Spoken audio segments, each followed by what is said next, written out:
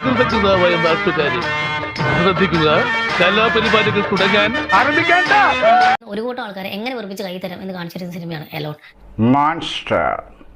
ഇപ്പൊ നിങ്ങളുടെ ഹീറോ എന്ത് ചെയ്യുന്നു? Will he give up? അത് അങ്ങനെ ചാവുന്ന തടിയൊന്നും അല്ല, തലയർത്തിട്ടാ കൂടും. അതായത് വിമർശനങ്ങൾക്ക് ശക്തമായ മറുപടി. 2023 ഏറ്റവും മികച്ച പടം എന്ന ചോദ്യത്തിനുള്ള ഒരു ഒറ്റ ഉത്തരം ജിത്തു ജോസഫ് ഡയറക്ട് ചെയ്ത നമ്മുടെ നേര്. എന്റെ പകയിൽ നീറി ഒടുങ്ങുമ്പോൾ അവരറിയും ഞാൻ അവരുടെ ഒരേ ഒരു രാജാവായിരുന്നുവെന്ന്. ഒരേ ഒരു രാജാവ്.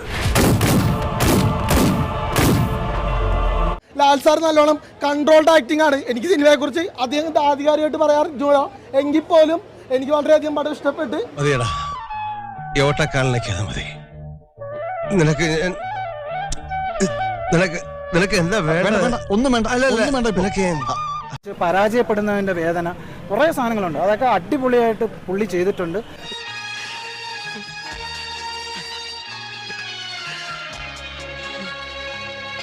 അതായത് മലൈക്കോട്ടെ വാലിബന് മുന്നേ ലാലേട്ടന്റെ ഒരു തിരിച്ചു വരും.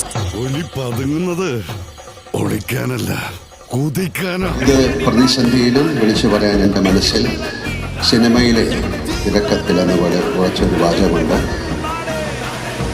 എനിക്ക് എൻ്റെ പിള്ളേരുണ്ട്.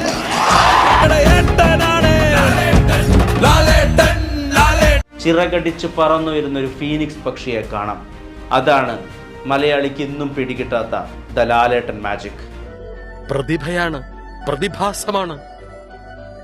അങ്ങോട്ട് നോക്കണം.